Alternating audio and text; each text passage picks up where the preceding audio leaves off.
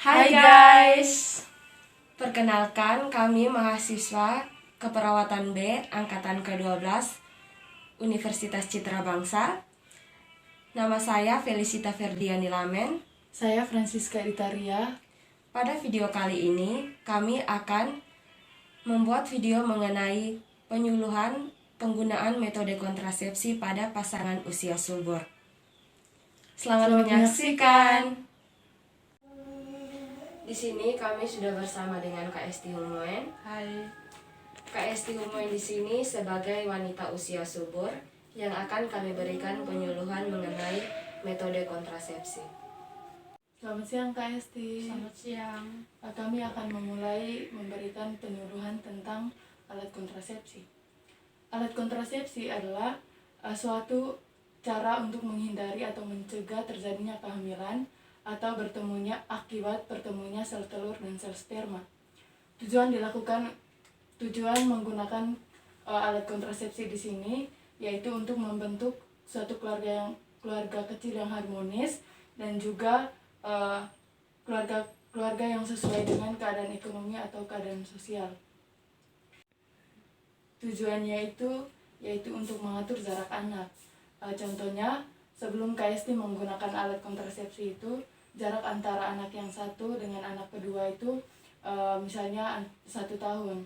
Kemudian setelah menggunakan alat kontrasepsi, jarak antara anak satu dengan anak kedua itu 3 atau 4 tahun. Sehingga di sini akan tercipta suatu keluarga kecil yang harmonis dan juga sesuai dengan keadaan ekonomi.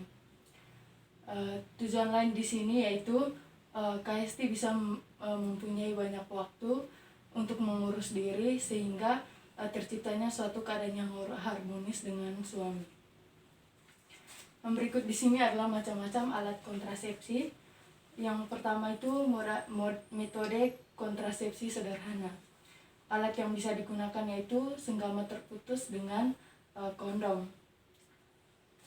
Senggama terputus, cara penggunaannya itu mengeluarkan penis dari vagina ketika akan ejakulasi. Artinya di sini saat melakukan hubungan seksual dengan suami, Anda akan mengeluarkan, maksudnya ketika akan mencapai klimaks atau ejakulasi, pasangan Anda harus mengeluarkan penis dari vagina sehingga sperma tidak masuk ke dalam vagina dan tidak akan membuahi ovum. Yang berikut keuntungannya di sini yaitu tanpa biaya. Kelemahannya memerlukan penguasaan diri yang kuat. Kemungkinan ada sedikit cairan yang mengandung spermatozoa tertumpah dan masuk ke dalam vagina yang dapat mengakibatkan kehamilan. Yang berikutnya adalah penggunaan kondom.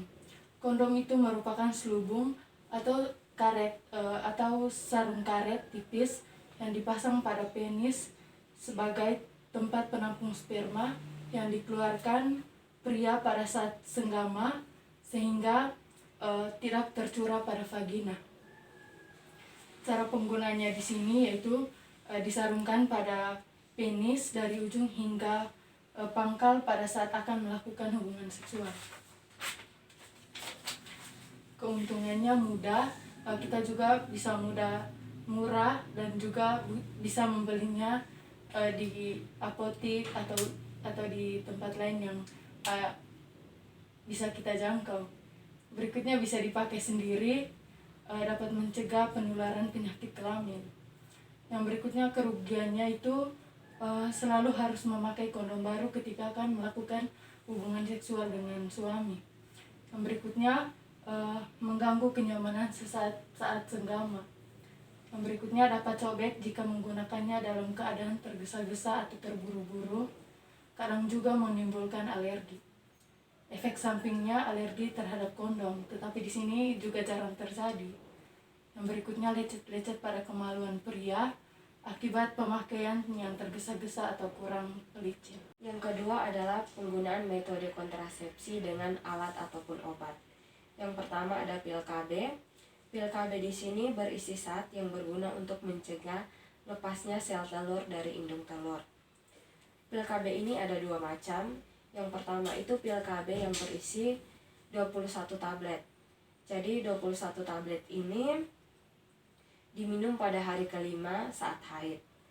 Sedangkan yang 28 tablet itu diminum pada hari pertama haid. Keuntungan dari penggunaan pil KB ini sendiri itu mudah didapat.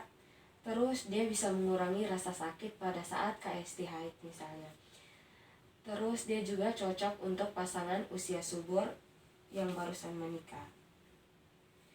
Namun di sini pil KB ini mempunyai kerugian atau kelemahan.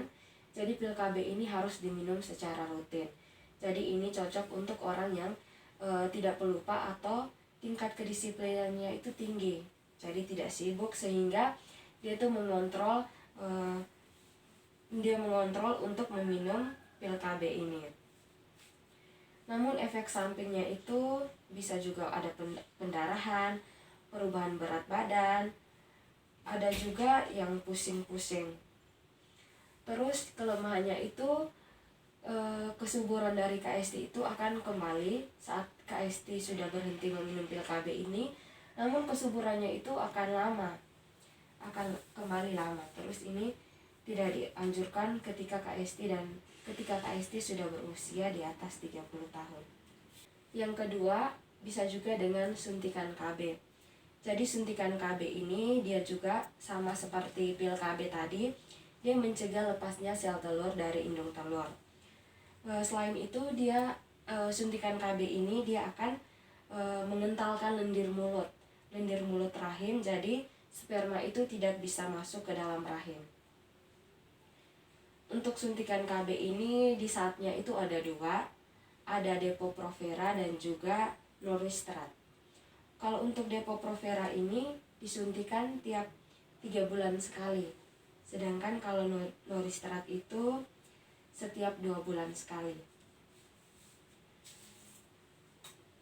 Keuntungan dari suntikan KB ini dia praktis dan efektif. Terus cocok untuk ibu yang menyusui karena dia tidak akan mempengaruhi ASI. Jadi ASINya itu tidak akan terganggu. Namun efek sampingnya itu pasti ada ya. Di sini efek samping dari penggunaan suntik KB ini ada, pasti KSI akan mengalami terlambat haid, terus ada bercak pendarahan. Namun itu bercak pendarahan ini terjadi di luar haid.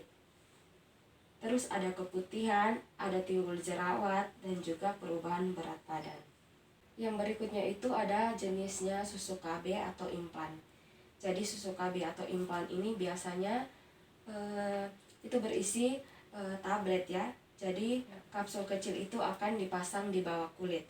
Biasanya di bawah kulit lengan yang tidak dominan. Jadi misalnya KST kalau aktivitasnya dengan menggunakan tangan kanan, berarti implannya itu akan dipasang di sini, di bawah kulit ya. Terus untuk dia ini harus dipasang oleh petugas kesehatan yang sudah terlatih. Dia ini lebih mahal daripada yang lain. Jadi dia memerlukan biaya yang lebih mahal. Untuk efek sampingnya itu ada gangguan haid seperti yang tadi suntik KB, terus mual, muntah, bisa timbul jerawat, dan juga berat badan akan bertambah. Namun keuntungannya itu dia praktis, tidak seperti pil KB yang KST harus rutin meminum. Kalau ini dia praktis, cukup disuntikan ke dalam lengan, setelah itu sudah, dan dia juga tidak akan menekan produksi ASI. Jadi jika KST itu adalah seorang ibu menyusui, maka produksi ASI dari KST itu tidak akan terganggu sama sekali. Yang berikutnya adalah IUD atau spiral. IUD ini adalah alat kontrasepsi yang ditempatkan di dalam rahim wanita yang terbuat dari plastik khusus, kemudian diberi benang pada ujung-ujungnya sebagai kontrol. Nah, IUD ini dia berbentuk seperti huruf T yang kemudian akan dimasukkan ke dalam rahim wanita.